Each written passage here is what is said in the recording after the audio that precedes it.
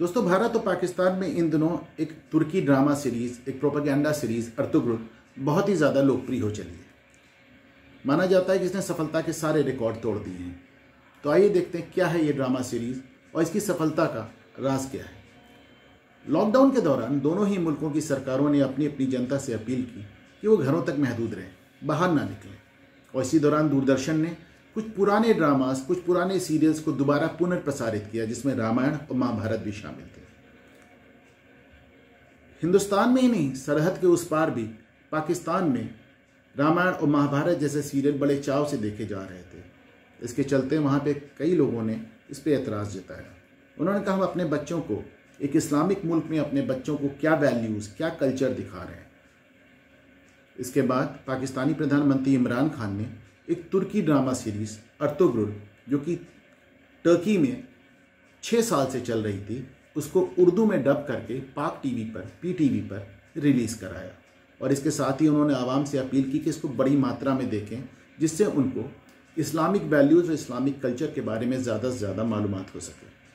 उनकी अपील का असर हुआ और कुछ ही दिनों में ये ड्रामा सीरीज़ पूरे पाकिस्तान पर जैसे छा गई। और बहुत ही जल्दी सरहद के इस पार हिंदुस्तानी मुसलमानों में भी इसको बड़ी मात्रा में देखा जाने लगा।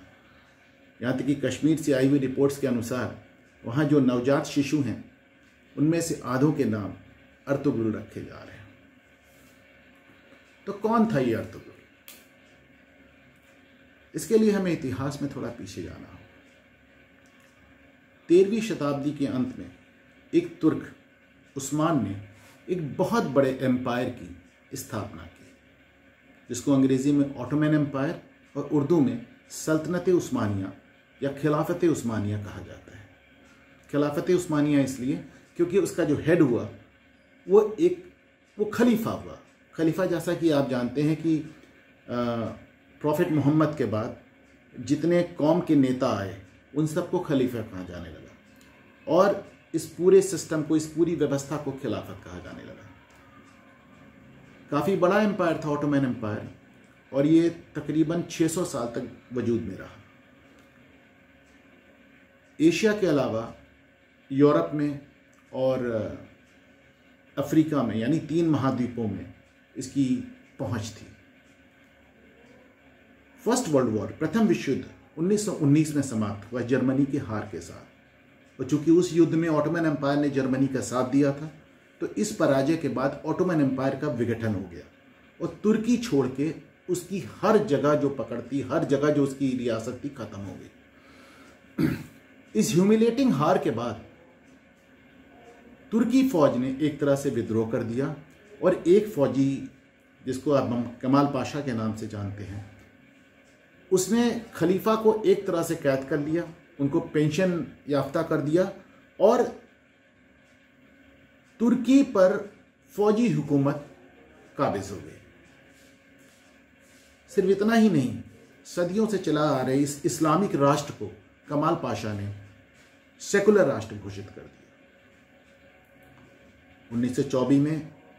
1924 में खलीफा को बाकायदा तुर्की से बाहर देश निकाला दे दिया गया और खलीफा को हटाने वाले, खलीफा को देश से निकालने वाले इस तुर्क कमाल पाशा को तुर्कों ने नाम दिया अतातुर्क, यानी तुर्कों का बाप। जैसे हमारे यहाँ गांधी जी को फादर ऑफ द नेशन या राष्ट्रपिता कहते हैं।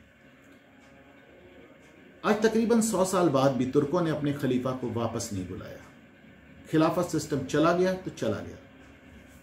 लेकिन तमाशा देखें कि तुर्क अपने खलीफा को हटा रहे हैं, खिलाफत सिस्टम ही हटा रहे हैं, खिलाफत व्यवस्था ही समाप्त कर रहे हैं। और उसी दौरान 1920 में, ठीक 100 साल पहले, हिंदुस्तान में खिलाफत आंदोलन खड़ा हो जाता है। क्या था ये खिलाफत आंदोलन? रामपुर के 2 मौलाना बंधु, मौलाना मोहम्मद अली जौहर और मौलाना शौकत अली जौहर, जी हाँ, वही जौहर बंधु जिनके नाम पे आजम खान ने जौहर विश्वविद्यालय बनाया है रामपुर में।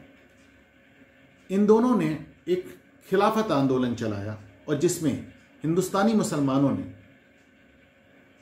ये डिमांड उठाई कि खलीफा फिर से, खिलाफत फिर से लागू हो, खलीफा फिर से तुर्की की गद्दी पे बैठे और असली शासक पूरी दुनिया के मुसलमानों का वही हो।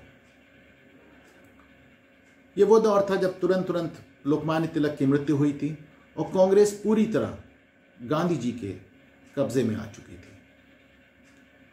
कब्जे में मैं इसलिए कह रहा हूं क्योंकि गांधी जी ने उस समय एक ऐसा फैसला किया जो बाद में बाकी सबको तो छोड़ ही दे, जिस पर बाद में स्वयं गांधी जी को भी पछतावा हुआ।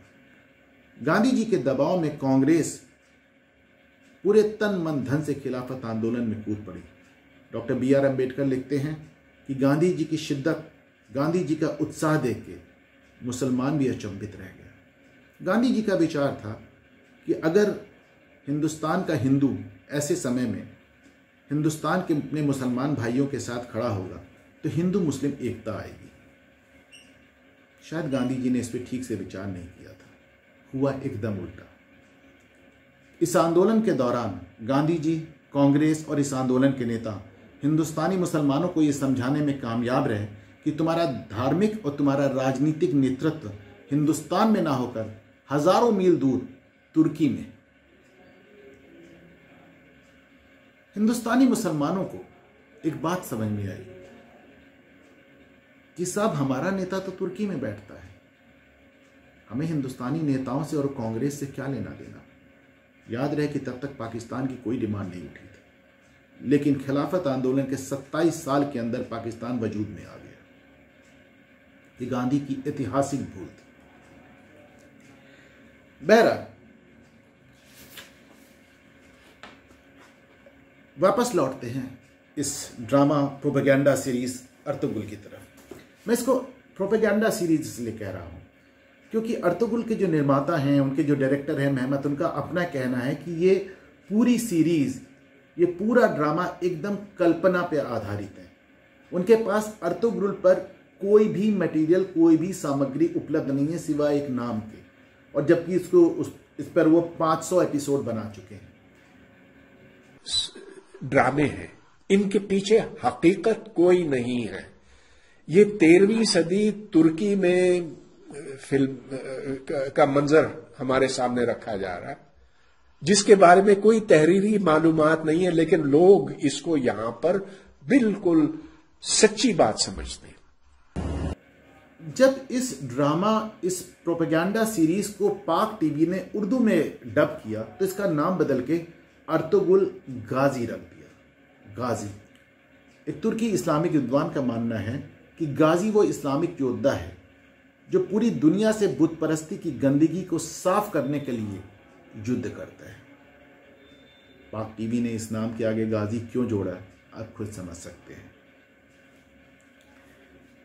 बहरहाल भारत और पाकिस्तान में इतना ज़्यादा पॉपुलर ये ड्रामा पूरे अरब ममालिक में बैन हो चुका है।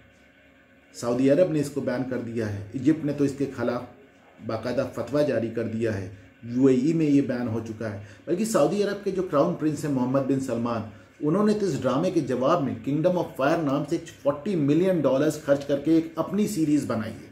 क्यों? क्योंकि पूरे अरब जगत के मुसलमानों का मानना है कि जो ये ऑटोमन एम्पायर था, ये जो सल्तनत उस्मानिया थी, ये मुसलमानों की रियासत नहीं थी, ये टर्किश नेशनलिस्ट यानी कि तुर्की राष्ट्रवादियों की एक रियासत थी। और ये तुर्की राष्ट्रवादियों का पूरे इस्लामिक जगत से कुछ भी लेना देना नहीं था, बल्कि अरब इस बात पे उनको बहुत एतराज़ है कि इन तुर्कों ने तकरीबन 4 सदियों तक पूरे अरब पेनिनसुला को, पूरे अरब जगत को अपना गुलाम बनाकर रखा, मक्का मदीना पर कब्जा कर लिया, और इसके बाद उन्होंने पूरी दुनिया में जो जो जुल्म ढाए सल्तनत उस्मानिया ने, वो सारा का सारा इल्ज़ाम इस्लाम के और मुसलमानों के खाते गया। इसके लिए बाकी दुनिया के मुसलमानों ने अभी तक तुर्कों को माफ़ नहीं किया है। परंतु भारत और पाकिस्तान के मुसलमानों के साथ एक दूसरी समस्या है। उन्हें लगता है कि आज जबकि इस्लाम के खुद के आगे एक पहचान का संकट पूरे वैश्विक स्तर पे आ गया, आप देखिए कि दुनिया के हर कोने पे कहीं ना कहीं एक सभ्यताओं का संघर्ष चल रहा है, और इस संघर्ष में एक कोने में आपको इस्लाम नज़र आएगा। कहीं वो क्रिश्चियनिटी से उलझा हुआ है, कहीं वो हिंदुज़म से उलझा हुआ है, तो म्यांमार जैसी जगहों पे वो बुद्धिस्ट से उलझा हुआ है, तो इज़राइल में और फ़िलिस्तीन में वो ज्यूस से उलझा हुआ है, तो ऐसे समय में अर्तुगरुल, ये जो एक प्रोपेगेंडा सीरीज है, ये ड्रामा सीरीज है, और जो इसने एक कल्पना के आधार पे एक ग्लोरियस, एक बड़ा ही वैभवशाली मुसलमानों का दौर दिखाया है, हिंदुस्तान और पाकिस्तान का मुसलमान उसी कल्पना में खुश है, उसे खोना नहीं चाहता। हिंदुस्तान में देवबंद ने इसके खिलाफ फतवा जारी किया है, पाकिस्तान में भी तमाम जगहों से इस सीरियल, इस ड्रामा के खिलाफ फतवे आ चुके हैं, पर ऐसा पहले कभी नहीं हुआ। तमाम फतवों को ताक पर रखकर हिंदुस्तान और पाकिस्तान का मुसलमान एक ऐसी कल्पना के लोक में खोया हुआ है जहां उसको लगता है कि मुसलमानों की इस्लाम की रियासत पूरी दुनिया पे छाई हुई थी। पाकिस्तानी प्राइम मिनिस्टर इमरान खान ने एक प्रेस कॉन्फ्रेंस के दौरान दावा किया कि तुर्कों ने हमारे ऊपर 600 साल हुकूमत की है। इस्लामाबाद यूनिवर्सिटी के डॉक्टर परवेज हुदबॉय मानते हैं कि इमरान खान का इतिहास का जो ज्ञान है वो बहुत ही अधकचरा है, और इसके अलावा वो ये भी कहते हैं कि इमरान शायद दुनिया के वो वाहिद रूलर हैं, इकलौते प्राइम मिनिस्टर या फिर अपनी कौम के नेता हैं जो इस बात पे बड़ा फख्र महसूस करते हैं कि कोई और मुल्क, कोई और लोग, कोई और नस्ल आकर उनको हरा गई, उन पर जुल्म कर गई, उन पर शासन कर गई। अब इमरान खान साहब ने कहा कि बहुत फख्र से कहा कि तुर्कों ने हम पर राज किया था 600 साल तक। अब ये भी एक मनगढ़ंत बात है, ये गलत बात है। ऐसी कहां तुर्कों ने हम पर राज किया था। मगर देखिए, क्या एक वजीर आजम को ये कहना चाहिए कि किसी ने इस खित्ते पर, हम पर राज किया था, कि हमारे आबाओ अजदाद पर को उन्होंने जेर कर दिया था? ये क्या फख्र करने की बात है? पर पाकिस्तान की तो पूरी कहानी ही ऐसी है। उनकी मिसाइलों के नाम गौरी, गजनवी और अब्दाली के नाम पे है। कराची का जो उनका पोर्ट है वो मोहम्मद बिन कासिम के नाम पे है। चंद साल पहले अफगानिस्तान के लोगों ने एहतजाज किया था कि तुम्हारे क्या लगते हैं वो गजनवी, गौरी, अब्दाली, तुमने अपने हथियारों के नाम रख के हमारे नामों पे बदनाम कर रहे हो। अब बात ठीक है। पाकिस्तानी कमेंटेटर हसन निसार का कहना है कि बर्रे सगीर यानी इंडियन सब कॉन्टिनेंट का मुसलमान अपनी पहचान के संकट से जूझ रहा है। वो कभी अरबों की तरफ देखता है जो उन्हें भाव नहीं देते, वो कभी तुर्कों की तरफ देखता है और कभी बाकी मुसलमान ममालिक की तरफ दोस्ती और संबंधों की गुजारिश करता है। इस मामले में मैं समझता हूं कि बांग्लादेश का मुसलमान तकरीबन अपना नजरिया पहले दिन से साफ करके चला है। उसने हमेशा इस बात का दावा किया है कि सबसे पहले वो बंगाली है, उसके बाद कुछ और।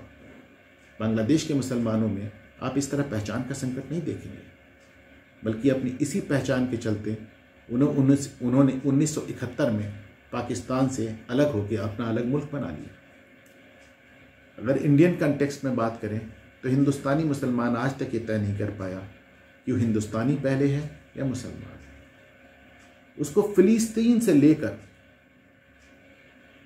बर्मा के रोहिंग्या मुसलमानों तक की चिंता है, लेकिन वो ये नहीं समझ पा रहा है कि उसकी अपनी जड़ें कहाँ हैं, अरब में, तुर्की में, अफगानिस्तान में या हिंदुस्तान में। समय आ गया है कि मुस्लिम इंटेलेक्चुअल्स को, मुस्लिम बुद्धिजीवियों को इसमें एक पहल करनी चाहिए और कोशिश करनी चाहिए कि हिंदुस्तान का मुसलमान अपनी जड़ें इसी मादरे वतन में तलाश कर सके जहां उसकी कई पुश्तें दफन हैं।